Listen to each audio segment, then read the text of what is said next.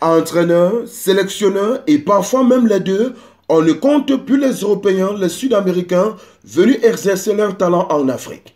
Certains y ont même effectué l'essentiel de leur carrière, comme les Français Claude Leroy, Hervé Renard, Pierre Lechantre, Patrice Neveu, Hubert Velude, Philippe Troussier, Alain Giresse ou Michel Dussuyer, mais également quelques Allemands, Portugais, Belges ou Brésiliens.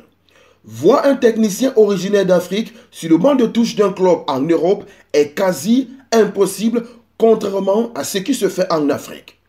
La récente arrivée du Sénégalais Habib Beye sur le banc de touche de Rennes en Ligue 1 française peut-elle ouvrir les portes à d'autres techniciens africains dans ce siècle très fermé d'entraîneurs dans un top club européen? Point d'interrogation. Sur le vieux continent, les profils africains sont peu scrutés par les clubs.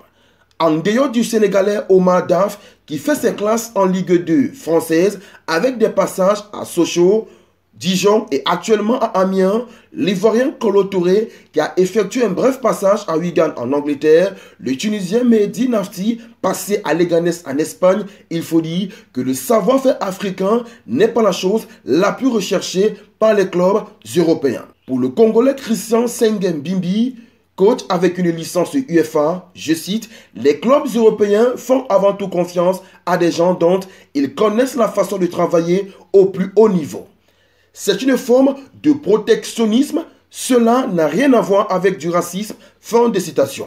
L'arrivée d'Habib Beye confirme cette déclaration du coach congolais. Ancien joueur de Strasbourg et de Marseille et ancien entraîneur du Red Star qui l'a fait monter en Ligue 2 la saison dernière, le Sénégalais Habib Beye est devenu le premier entraîneur africain sur le banc de touche d'un club du championnat de première division en France. Une confiance qui pourrait relever l'attractivité du coach africain. La mission est donc grande pour l'ancien défenseur des Lions de la Teranga qui a pour objectif le maintien du Stade Rennais dans l'élite du football français et surtout relever l'attractivité du savoir-faire des techniciens africains. Interrogé par le journal Le Monde sur l'absence d'entraîneurs africains en Europe, Aliou Cissé, l'ex-sélectionneur des Lions de la Teranga du Sénégal, estime pour sa part que ce n'était pas un problème de compétence, mais un manque de confiance. Dans le même entretien, il disait, je cite, « Les entraîneurs ont les diplômes, seulement ensuite, il ne se passe rien. Après le Mondial 2018, on m'a proposé d'entraîner de bonnes équipes en Europe, pas de grandes équipes. Mais je pense que les choses vont changer. » Fin de citation. Une déclaration qui prend tout son sens avec l'aventure de Beye à Rennes et surtout le nombre croissant d'anciens footballeurs africains qui décident de passer leur diplôme d'entraîneur.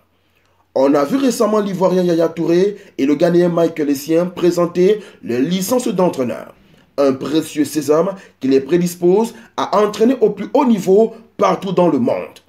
S'il est vrai que le nombre d'entraîneurs africains dans les meilleurs championnats européens se compte sur le bout des doigts, il est important de préciser que les connaissances techniques et tactiques s'améliorent d'année en année. La preuve, c'est avec un sélectionneur africain que le Maroc est devenu la première nation africaine à atteindre les demi-finales d'une Coupe du Monde.